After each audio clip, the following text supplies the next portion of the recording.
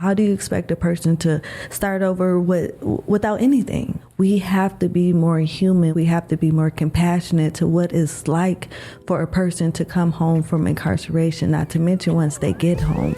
Welcome back to What I Know Now. I'm your host, Cole Williams, and today we're talking about the realities and what it means to reimagine the juvenile justice system. You're listening to the What I Know Now podcast, where each episode we cover the human stories behind America's justice system. Through honest conversations, we search for understanding, accountability, and a path forward. My name is Cole Williams, and I am excited to be here. Today's guest, you all, is a woman whose story is rooted in resilience and purpose. Dee Dee Taylor is a lived experience national leader in the world of and for justice. Dee Dee is a disruptor. Dee Dee is a builder of second chances. And guess what, you all? Today, Dee Dee is joining us to talk to us about her organization and to talk to us about the amazing work she does. So, Dee Dee, I am honored to have you in the space with us today.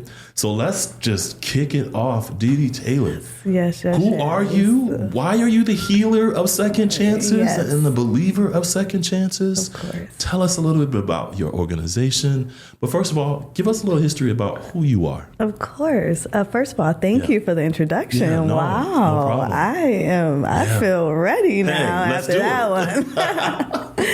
But as Cole mentioned, I am Dee Dee Taylor. I'm the founder and president of Taylor Made Reentry nonprofit.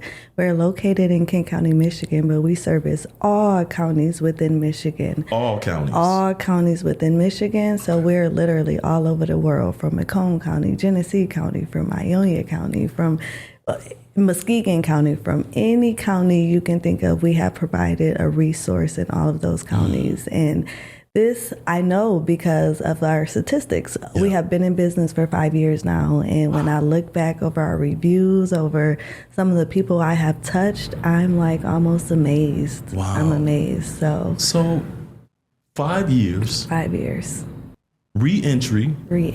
Let me ask you this, because this is a question I was thinking about on my drive here. Yeah. I don't know a lot of women that are in reentry work. I find that reentry work, and you can correct me if I'm wrong, but I find that reentry work, when we're talking about returning citizens, second chances, is predominantly dominated by men. Is that Absolutely. An accurate depiction of what? Yes. Okay. Yes. And so with that, I'm glad you even mentioned that. So I like to title myself the reentry queen, being that we don't have too many queens in the Not field. At all. So not at all. That's like my name that I like to announce myself as, the reentry queen, because as you mentioned, there's not enough people doing this work. And so many times I feel like I'm alone just because I don't see people as involved. I don't see people as engaged. I don't see people seeing this as an important factor to the success of our community. And it makes me sad. So, One of the things I quickly learned in my work serving young people involved in the juvenile justice system is this idea that there is a gap. And when there is a gap and you see the gap, you have a responsibility to fill that need, right? Yes.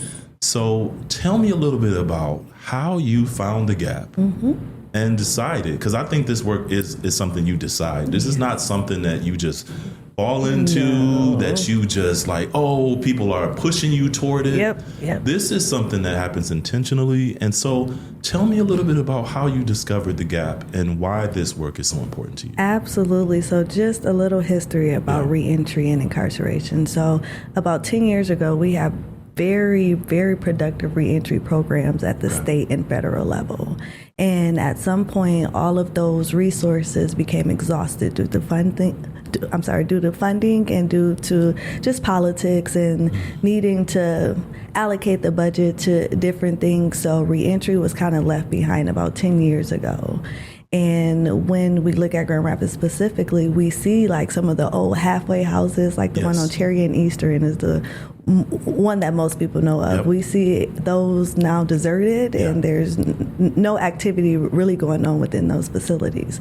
So today and 5 years ago, when I started to look at my personal life and my personal experiences and how it impacted not only me, but so many other people within our community, I started to dig deep and I wanted to know, where are the resources? What's happening?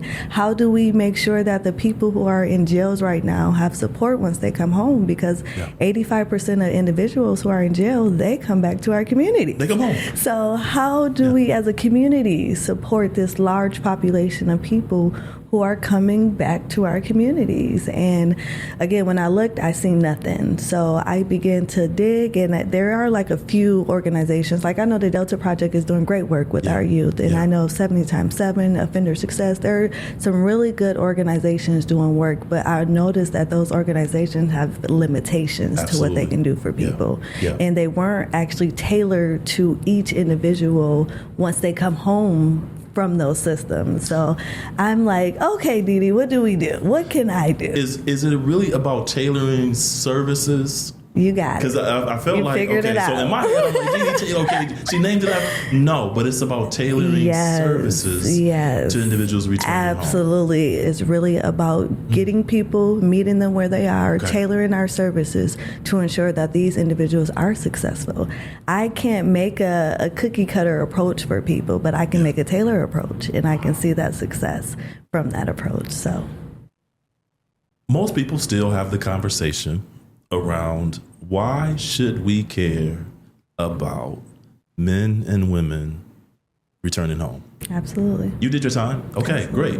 Come out, be a productive citizen. That's your right. Do it. Why should I care? And that's what I hear often when we talk about youth involved in our juvenile justice system. But again, you're specializing in doing something that is tailor-made specifically to serving men and women returning home across the state. Yes. Why should people who don't see these, because a lot of times folks say, if it's not in my front yard, not in my backyard, I don't have anything to do with that. I see it all the time. Which is typically some of the people that say, why should we care about this? Absolutely. What would you say to that? Yeah, so I would say, first I would give historical facts. There we go. That's where we're going to go. And so where it's originally started from our incarceration system started from slavery. It started from racism. There were Jim Crow laws that produced incarceration specifically for Black and brown individuals. So when we look at history, we look at the incarceration system as punishing Black and brown people, not as a corrective system that it was designed to be. So when we think about why support people, we should think about the over-sentencing that are happening, the laws that we are still following from Jim Crow and slavery. We should be thinking about the historical effects that these system has had on individuals. It's not a coincidence that Black and brown community make up the majority of the incarceration system. We have to continue to look at facts and history before we judge people. And when we think about why people are not succeeding, we most times think about the lack of motivation that people have. That's not true at all. We need to think about access. We need to think about resources. We need to think about what opportunities have these individuals been given to be successful? And not to mention, we need to think about the number one factor of incarceration, which is poverty. Why are people being incarcerated? Because they're trying to survive. Yeah. You just said all types of gems, right? Because what you really just challenge is the biases that are associated with how we think about people when they return home. You're lazy. You're a user. You're all of the negative things that potentially put you in these situations. But you're absolutely right. When we pull back those layers, what we're really talking about is young people or people in general not having access. Absolutely. And poverty changes the game. You don't get access if you live in poverty. You don't. You do not. You do not. So speaking of history, right? Take us back to Dee Dee, the little girl. Oh, yeah. Right? Because, I started the organization and I started working with youth involved in our juvenile justice system primarily because of my son. But when I pull back those layers, I also have to think about it wasn't just the start of my son. It was me growing up and seeing no men.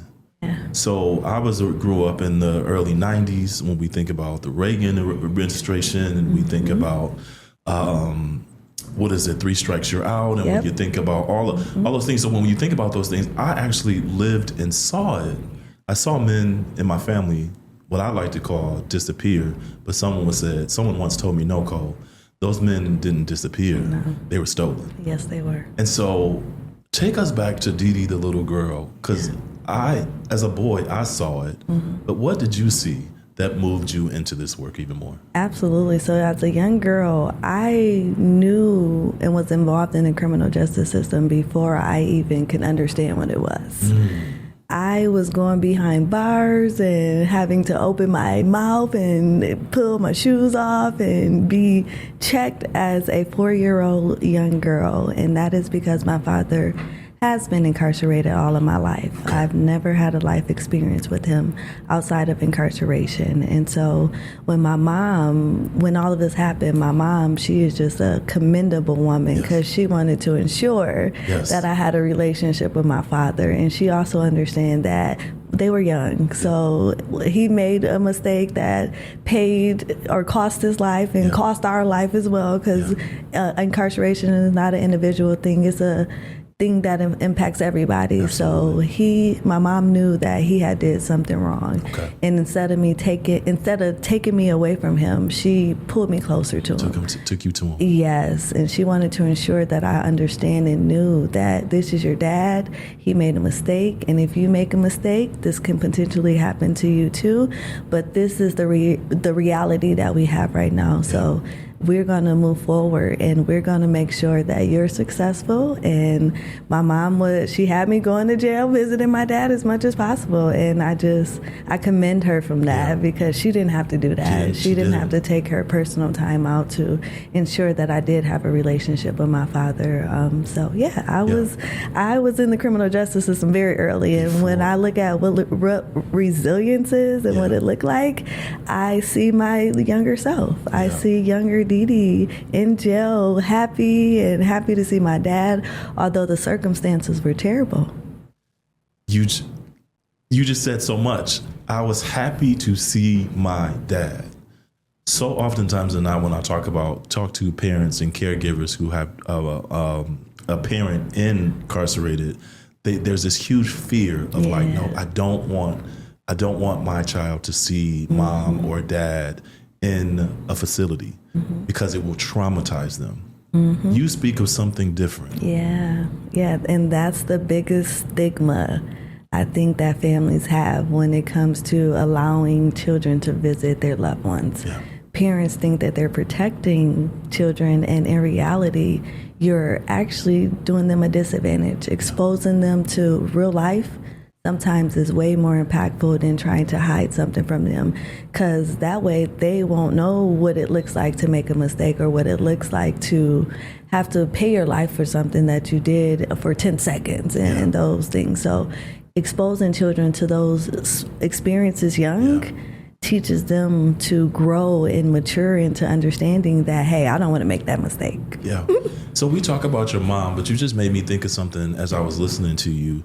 The courage your father must have had, because so many incarcerated men and women say, don't bring my child here. I do not want my child to see me this way. Absolutely. No, don't bring him here. Let's keep up whatever narrative we've created. I had a father tell me in one of my programs in the jail that changed my whole life. I asked him, I said, where do your children think you are? He said, they think I'm in the military. Or I had another dad say, oh, they think I'm in college. I hear it all the time. And I was like, wait, what? I had a mom say her children think she's at camp. At camp? Yes.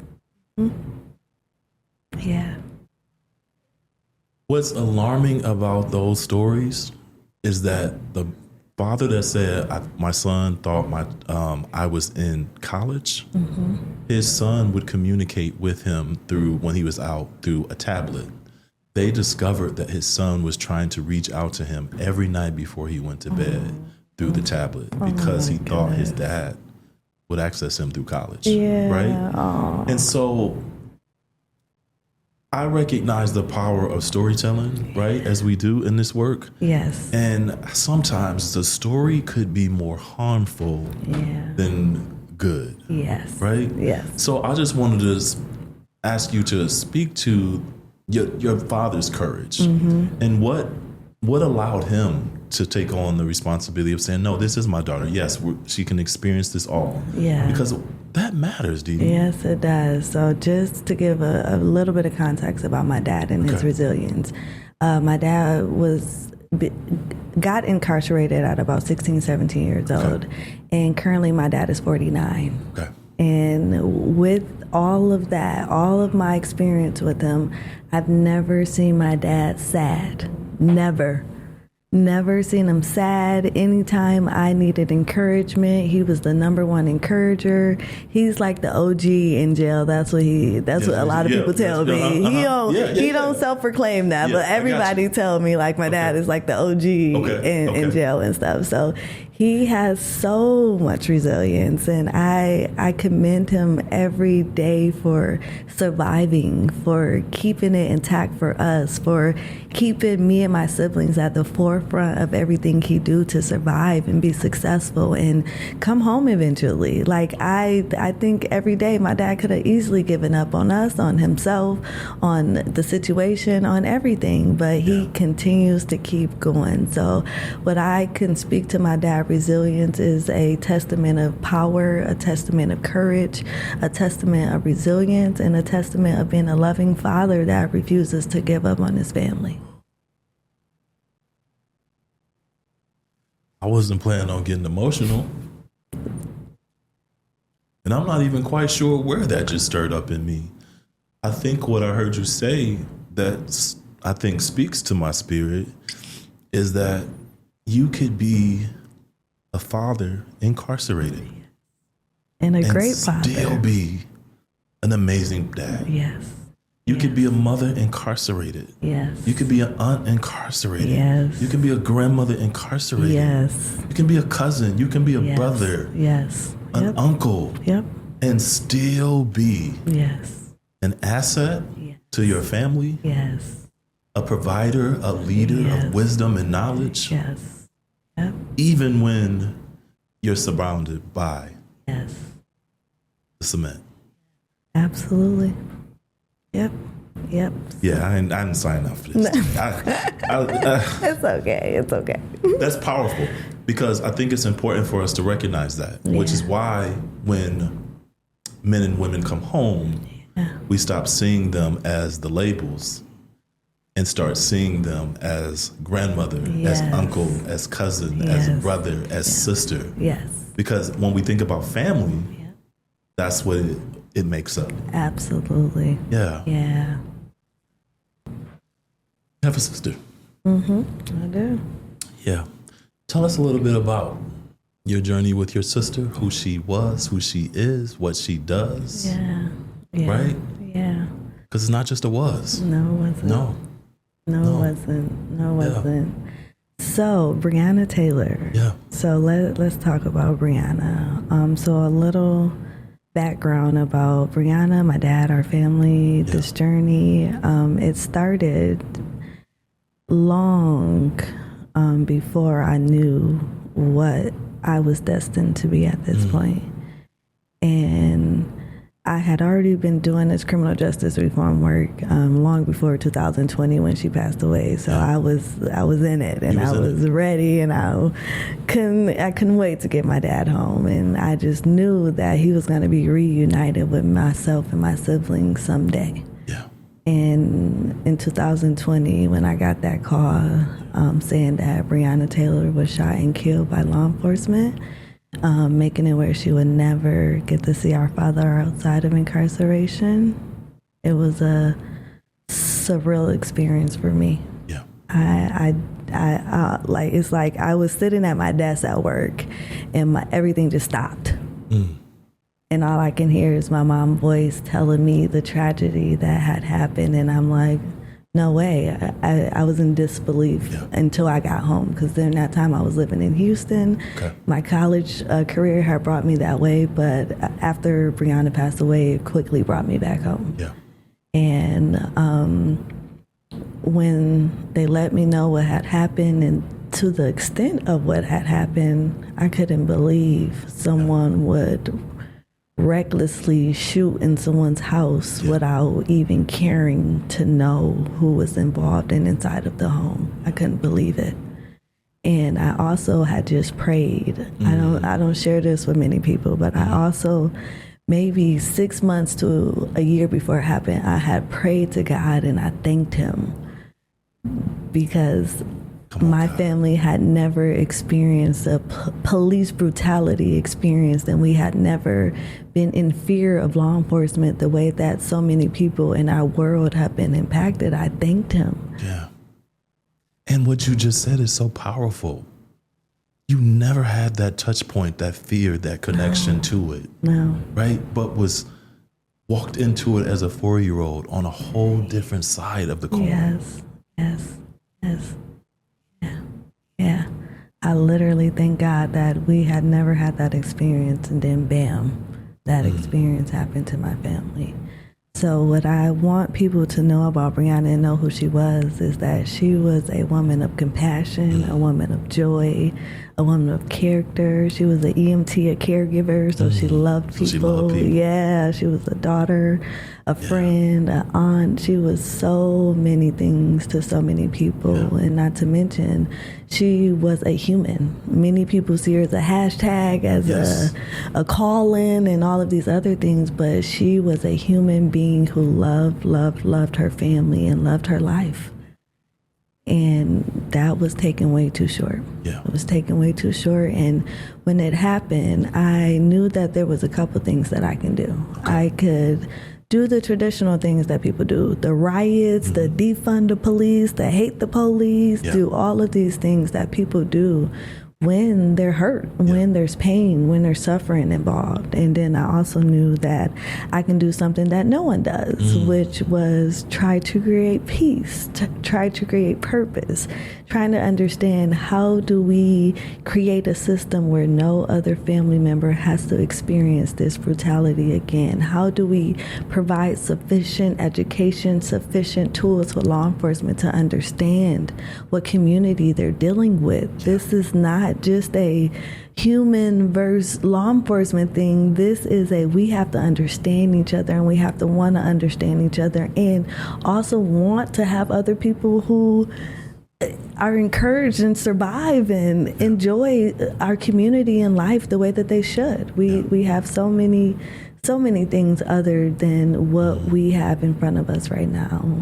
So I knew that there was a better route to do things, and that is what I did. I chose to use that pain and create purpose, and that's exactly why Taylor Made Reentry exists today. We are one-on-one with law enforcement. Wait, you heard. Yeah, that was right. Wait, you heard me right. One-on-one? One-on-one with law. Break that down. Yes. Because that... Yeah. Okay.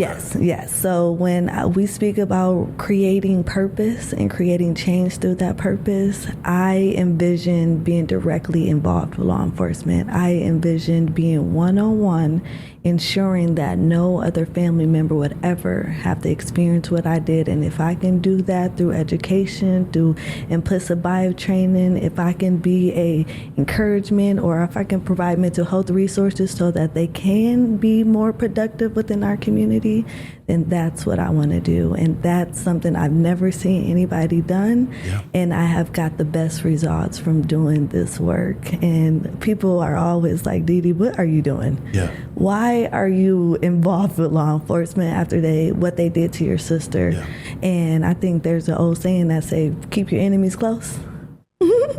That's exactly what I'm doing right now. And I'm not making law enforcement an enemy or calling them my enemy at all. Yeah. I'm just using that phrase to show that when there's disagreement, where there's lack of understanding, when you feel like you can't coexist with another person, how do you bring that person closer so that we all can feel good on earth? No one wants to be stressed. No one wants to feel like they can't have a say in what they're doing in life, or feel comfortable just walking down the street and being loud sometimes, you know? Yeah. And so it's how do we coexist and respectfully coexist with one another? Well, you said something that it keeps ringing in my ear, that Breonna was human. Yeah. Right? Yeah. And I think sometimes we forget that we really all are human. Yeah, absolutely. Absolutely. Let's talk a little bit about, talking about humans. Let's talk about recidivism. Because recidivism is we hear the word I feel like people might know what the word actually is, but I hear it often just kind of thrown around in reentry, right? Recidivism. Yep. Tell us a little bit about what recidivism is and how does it interact with your work? Absolutely. So recidivism is the overall term used for once a person come home and then go back to incarceration for whatever reason, whether they violated probation order or if they commit another crime, or it could be anything that they have done to return back to jail after being released for a certain amount of time. So that's the easiest way to kind of talk about what recidivism is. And the reason why people recidivate is, I think I've kind of shared it in the previous conversation, is from the number one factor to incarceration, which is poverty. That's the number one. When they don't have access, when they don't have resources, when you don't prepare for individuals or have a system to prepare for individuals to be successful, then they recidivate. They go back. But when you do actually prepare for individuals to come home and have proper support, accountability within that support as well too, because that is important, then you see success within those systems. And I think that's what we pride ourselves in doing at Taylor Made Reentry, is ensuring that we are productive within our systems. Let me ask you this. Recidivism, right? Humans connecting. Men and women returning home, going back into systems.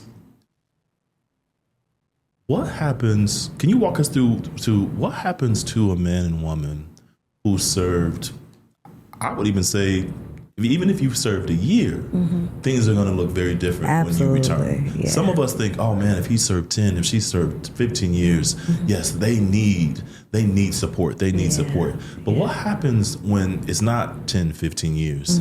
Can you kind of walk us through like what is happening to men and women who return back after being incarcerated for 6 months to a year? What changes? What have you seen? Let me just ask that. Absolutely. So I think the biggest barrier for individuals coming home within that shorter amount of time is the lack of losing everything. So they may have lost their housing. They may have lost all of their documentation as far as identification. They may have lost their family. They may have lost so many different things that could happen within 6 months, especially if you're the financial source provider for your family. If the woman has to survive, or if the male has to survive once that other parent or other member of the household is gone, you never know how systems change. And so I would say the biggest barrier that I see is not being able to fully get back into that old system after being productive. And that also makes people lose motivation. Yeah. And that's the biggest factor that I see, is that loss of motivation after you have been doing great. You was in the world, now you lost everything, and now you got to start over.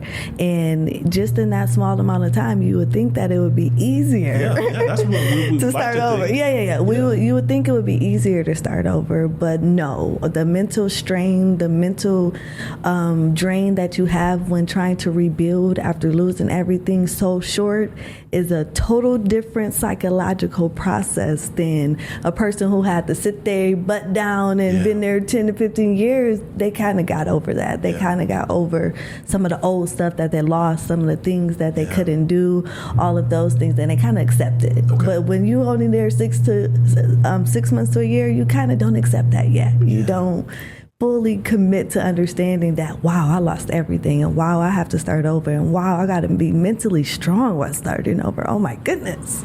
Can we talk about the power of starting over? Oh my goodness. Because I would probably consider myself middle class. Grew up poverty, but middle class. Yeah. So there are some things that I don't even think about. Yes. Right? Because, I'm kind of, I don't think about these things. Yeah. Talk to us a little bit about, but if I didn't have a savings, oh man, I'm stressed out. I'm overwhelmed. I'm overworked. I'm working hours and doing things to be able to survive. Yes. Right? I don't think we really think about how hard it is to come home and start completely over. Yes, absolutely. And Dee Dee, tell us about what happens if I'm starting over with no family. Yeah. Okay, so a couple things. So the biggest misconception in society to me is people returning home from incarceration and being told to be successful. That's the biggest misconception, because how do you be successful without support? How do you be successful without resources? How do you be successful without tools to be successful? You don't. You don't. You don't. You don't be successful at all. And then another thing that I kind of really try to help people understand, and the best way to understand starting over for a person coming home is go 3 months without an income and see what your mind starts to think about. You say what? Go 3 months without your income and start to see how you feel and what you start to think about. Hey, I'm gonna have to go back to them days. And then go a year without an income and start to think what your mind would think about and what you would do to survive and what you would do to just make sure that you can maintain in life. And when I have people think about those things, they think about some criminal things that they might do, or they think about survival and would do anything they have to do to survive. Anything. So when we think about people coming home and what they have to do to survive, most time they recidivate because they're not prepared to be successful within our communities. So I like to share, and I hope that someday our legislation, our lawmakers can understand the lowest people in our community, how we treat them, how we prepare for them, is how healthy our overall community really is. How are we not supporting these people while they're coming home, but expecting them to be successful? How do you expect a person to start over with no income? How do you expect a person to start over with no family or support? How do you expect a person to start over without anything? And so we have to be more human. We have to be more empathetic. We have to be more compassionate to what it's like for a person to come home from incarceration, not to mention once they get home. There was a gentleman who had came home not too long ago, and he had wanted to do well. He was visiting his probation officer as he needed to. He had found employment, but he had ran into one hurdle, and he said, Dee Dee, I'm going back to jail. And I'm like, oh no, we did not work this hard for you to go back to jail. What is it that we can do to help you? He was like, Dee Dee, I need help finding the Zoom building. And I'm like, okay, we gonna find the Zoom building. I ain't never heard of no Zoom building, but we gonna find it and we gonna make it happen. And you ain't going back to jail. So I got to digging a little deeper, reached out to the probation officer, and I'm like, hey, I need to find a Zoom building. One of my clients is gonna go back to jail. He's fearful. I can't let this happen. What's going on? Yeah. And with just a small piece of information, I was told that he has to appear on the Zoom virtual platform for his court appearance. So how do we prepare for people to come home? How do we give them the information that they need to be successful? How do we give them tools to be successful? And how do we all as a community just care about the success of these individuals coming home? And you never know. One of these individuals could be your neighbor. They can be your children's best friend, mother. And you would never know. So why not create systems to support everybody and make sure we're all successful and thriving? Man, it's rare that I pause. I'm pausing because I'm processing, right? Mm-hmm. And I hope our listeners are doing that too. Because I think there's so much information out there, right? Yes. That we easily just kind of scroll through stuff, right? Mm-hmm. But what you just said requires an opportunity to pause. Yeah. Right? Because that's the thing I would take for granted. I know what a Zoom is. Yeah. Wouldn't even think about it. No. Wouldn't even be anything that would cross my mind. No. Right? But you have to be intentional enough to care. Yeah. So I think when we begin to think about how people show up in the world and how certain things don't appear in your front yard and in your backyard, you guys could have easily said, or he could have never said anything. Exactly. Right? Yeah. So what I also think is important about what your organization does, which is key to this work, is build trust for the people that you serve. Yes. Because here's what I know about trust. If I do not trust you, if I do not feel safe around you or your organization, I will not tell you when I'm really in crisis. No way. I will not. No way. Most people do not. Mm-hmm. Right? So safety is key to the work that you do. Absolutely. Absolutely. What other services you provide? Because here's what I know is true. Mm-hmm. We have jails across the U.S. Yes, we do. Right? And we have jails across the U.S. that will hear this podcast, right? Because this will be put on their tablets. Yes. Right? And so they'll have an opportunity to hear you talk about your organization. Absolutely. Could you talk to the person that will hear this? Yeah, I would love to do that. Yes. Talk to them. Tell them about your organization and what you do, but talk to them. Absolutely. So for those of you who are listening, you all are the reason why I'm here today. Yeah. I'm here because I love Cole too, of course. Thank you. But you all are the reasons why I'm here today. And I'm so happy to be able to share what we do, all the support that we have. So a little what we do is 6 months to a year before individuals are released. We are inside of jails, prisons, juvenile detention centers, providing hard skills, soft skills, mental health skills, parenting skills, all skills needed for a person to be successful once they come home. And then soon as they come home, they come right back to us for that more intense case management process where we dig into barriers around housing, employment, transportation, family reunification, identification processing, and so many more. And so our goal is to actually directly connect with families. Okay. So if you are sitting there and you have a loved one or someone that supports you throughout your incarceration journey, we ask that you have them reach out to us today. So we can be reached on all social media platforms. We have a website called tailormadereentry.org. And we can also be, from our website, all the contact information is on there. So feel free just to have your loved one reach out to them just to see what we can do for you. I like to say there's nothing that we can't do. Mm-hmm. We have so many unrestricted things that we are involved in because we know that the population we serve has many restrictions. So when you come to us, you don't have any restrictions. And as Cole and I have been talking about, every resource is tailored. So we can't specifically say what we do sometimes because everybody's different. Everybody needs something unique, but I know that the biggest thing that people need when they come home are that employment. Yeah. We have some mental health, and we do have emergency housing assistance. So most of the housing assistance today are specifically for individuals who have kind of been out for a while, got their feet wet, got employment, but our emergency housing fund is for individuals like those who are maybe residing in incarceration right now and looking to come home soon. And instead of going right to a shelter, instead of being homeless, instead of going to maybe a bad situation that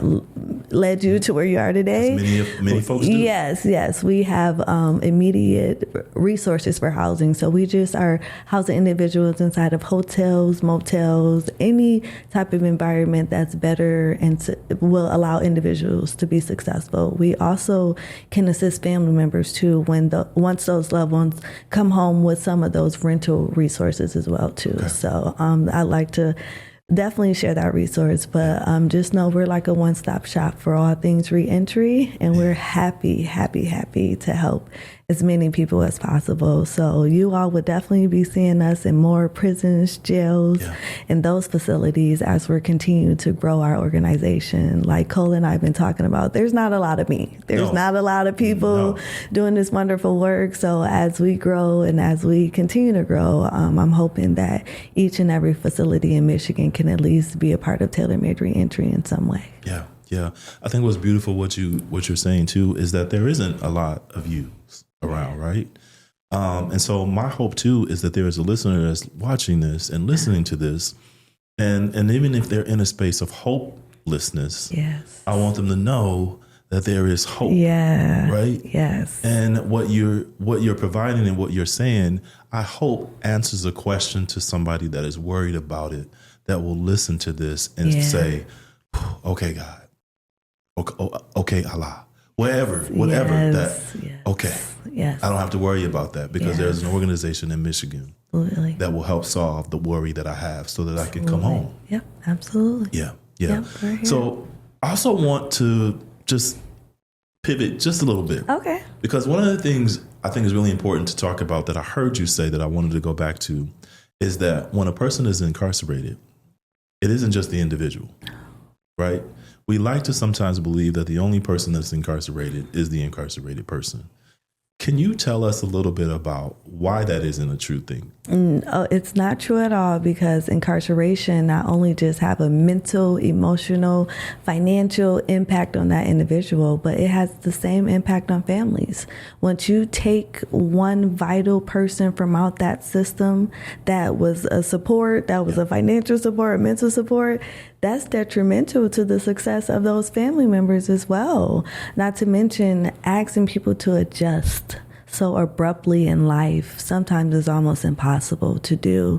So when that loved one, again, who played a vital role in life, in children's life, in spouse life, in loved one's life, then it's really, really hard for families to readjust. And sometimes we see them fall into shelter systems. We see them fall into bankruptcy. We see like so many people fail just because that large influence in their life is gone now. And not to mention just gone, but also you have to take care of that individual while they're incarcerated. So many people don't think about how many people who don't have any support while they're incarcerated, but also the impact and financial impact on loved ones while individuals are incarcerated is not easy at all. Even phone calls, like people think that it's easy to keep up when you got a time phone call, you got to make sure you send by your phone at a time, or you're going to miss your loved one. Like I've experienced so many times, my dad called me, I'm like, shoot, I just set my phone down for 1 second.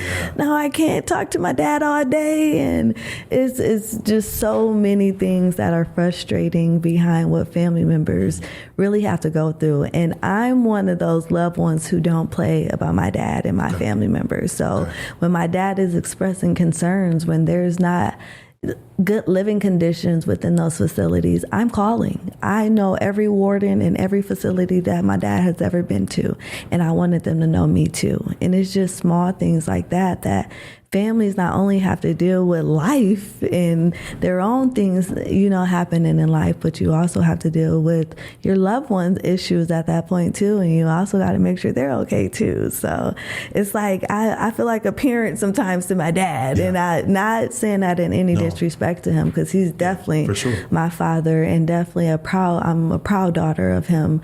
But sometimes just the burden and the carrying the weight of making sure he's okay definitely feels like a parental role sometimes. What you just said is again another powerful gem that you just dropped, because I had never thought about, or I'm assuming people don't often think about, is the connection that I still, as a family member, need to check in on my loved one. Yes. I still can call the warden, or email the warden and say, hey, this is what I do not like. Yes. There's still agency, right? Yes. And I think what I have heard so oftentimes than not is that men and women who are incarcerated almost disappear in incarceration. Yeah. Especially if there's no one checking in. Yes. And following up. Yes. Right? And so I didn't realize the heaviness of that until my son was incarcerated and currently is in prison. Sorry. And it registered to me, thank you, that he was like, Dad, I don't have any money. And I'm like, well, what are you doing? Right? And so we had this conversation and he was like, Dad, I'm living. Yeah. And I said, I got to build a budget for him. Yeah. See, me too. Yeah. It's a budget. It is. It and is. I don't think people we don't talk about that side of having a family member in care and sort of making sure, okay, these things, I was like, okay, he needs to get this, he needs to get that. Okay, Cole, make sure this is, and we just found out something through our exchange, what's it called? JPay. Yeah, JPay, yep. Through JPay, and I was just like, oh man, I missed the opportunity. Okay, let me email him, but I got to pay for that. Yeah. I got to pay for those stamps. Oh yeah. Right? Oh yeah. And so if I'm already a family that's struggling, and now I have a loved one that's incarcerated who I love because that's a loved one, it becomes an additional weight to carry. And it's a weight that we will carry because it's a loved one. Yeah. But I do think that people who don't have that experience don't necessarily recognize No, they don't. what that feels like. No, they don't. Yeah. And another thing is the health and well-being of that loved one incarcerated is also determined on the family member. That's why my dad can be resilient. That's why he can keep going without giving up, is because he knows that his children are backing him up and expecting him to come home someday and be with us someday. So the health and well-being really, really is important to how family supports you. Dee Dee, is there anything we haven't covered that you want to talk about? Well, no, I wouldn't say we haven't covered. We have covered everything. I'm sorry about that. But there was one question that I did feel was a little important to highlight. Okay. And so when people ask me, what is healing to me? What does healing look like in my world? That was a beautiful question to me, because what healing looks like to me is safety. Healing looks like forgiveness. Healing looks like being able to share your story without being judged. Healing looks like being able to control your emotions without always feeling offended by what people are telling you. Healing looks like making a mistake and realizing that you can come back from that mistake. So I just want to leave everyone with, it's okay. It's okay to heal.